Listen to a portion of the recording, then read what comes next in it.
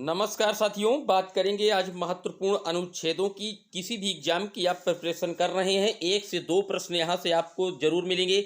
चाहे आप one day exam की प्रिपरेशन कर रहे हैं या शिक्षक भर्ती की या किसी भी प्रतियोगी एग्जाम की। आर्टिकल्स यानी कि भारतीय संविधान के जो आर्टिकल्स हैं उनसे 1-2 प्रश्न बनना हर एग्जाम के लिए अमूमन बात है। तो आइए शुरुआत कर देते हैं आर्टिकल्स की। कुछ महत्वपूर्ण आर्टिकल्स हैं, उनका हम कहीं ना कहीं आपको डिटेल्स भी समझाते हुए चलेंगे डियर, जो हमारे लिए उचित होगा और आपके लिए उचित होगा। आइए शुरुआत कर देते हैं।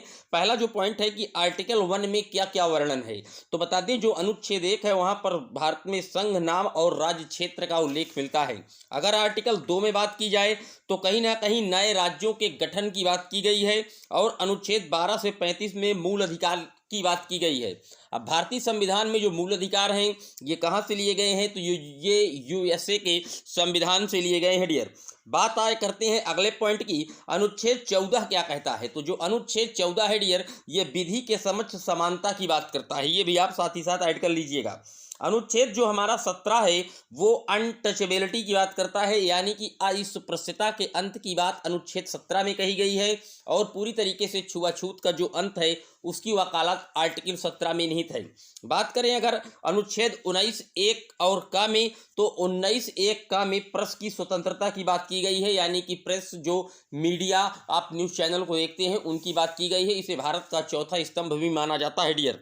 बात कर लेते हैं अगले आर्टिकल्स की। आर्टिकल 21 क्या कहता है, तो आर्टिकल 21 प्राण एवं दैहिक की स्वतंत्रता का वर्णन है इसमें।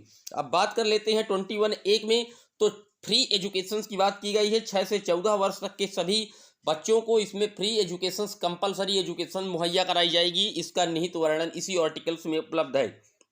आर्टिकल जो 24 कहता है वो बच्चों के शोषण से रिलेटेड है डियर। आर्टिकल 24 अनुच्छेद 36 से 51 में क्या क्या वर्णित है, तो 36 से 51 में राज्य के नीति निर्देशक सिद्धांतों का वर्णन है जो कि कहीं ना कहीं आयरलैंड के संविधान से लिए गए हैं।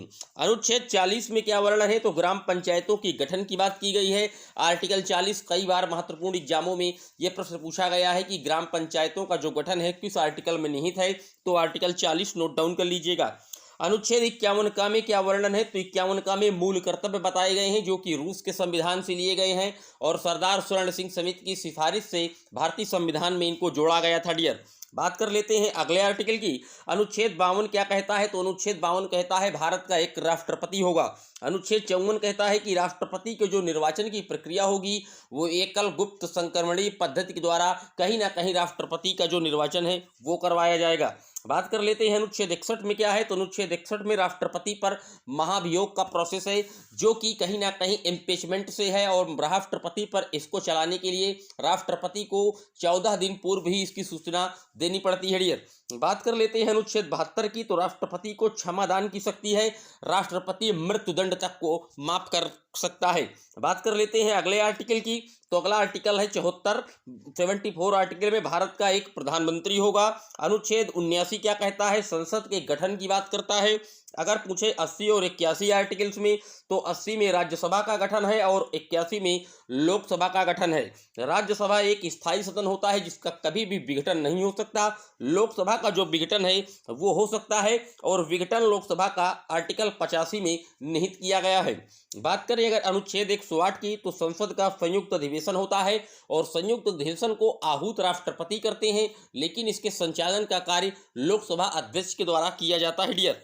बात कर लेते हैं अगले आर्टिकल की, तो आर्टिकल 110 की बात आई है, तो यहाँ पर धन विधेयक की बात की गई है आर्टिकल 110 में। और जो धन विधेयक है वो सिर्फ लोकसभा में पेश होता है और कौन सा विधेयक धन विधेयक है या नहीं इसका जो आदेश है वो लोकसभा अध्यक्ष के द्वारा ही किया जाता है डियर। बात कर लेते हैं अगले आर्टिकल्स की। आर्टिकल 244 में क्या है, तो कहीं ना कहीं SC और ST के लिए जो क्षेत्र हैं, जो सीटें हैं लोकसभा में कितनी क्या होंगी, इन सब का जो उल्लेख है वो आर्टिकल 244 में निहित किया गया है।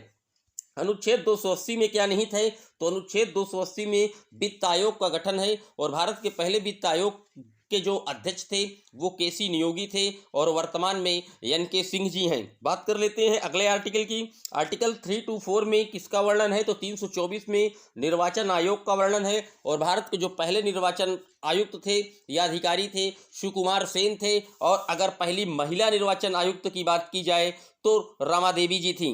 वर्तमान में कौन है, तो ये आप लोग कमेंट करके तुरंत बताइएगा। बात कर लेते हैं अगले आर्टिकल की।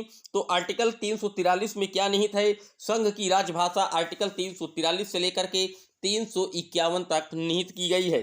अनुच्छेद 352 क्या कहता है? तो जो अनुच्छेद 352 है ये आपातकाल का प्रावधान करता है। अनुच्छेद 356 तो ये राष्ट्रीय शासन का प्रावधान करता है। किसी राज्य की जब राज्य सरकार विफल हो जाती है या किसी कारणवश, तो वहां पर राष्ट्रपति शासन लगाने का जो आदेश है वो आर्टिकल 356 निहित किया गया है।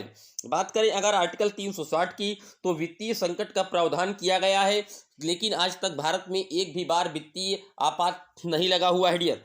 बात कर लेते हैं आज के अगले और अंतिम आर्टिकल्स की। अनुच्छेद 368 है डियर, ये 360 तो वित्तीय आपात है। अनुच्छेद 368 में संविधान में संशोधन का उल्लेख किया गया है आर्टिकल 368 में, और ये संविधान में जो संशोधन की प्रक्रिया है ये दक्षिण अफ्रीका से ली गई है। तो ये सरसरी नज़र से आपने 30 महत्वपूर्ण आर्टिकल्स देखे, जो कि प्रत्येक प्रतियोगी परीक्षाओं में यहाँ से 1-2 आर्टिकल्स आपको देखने को मिलते हैं।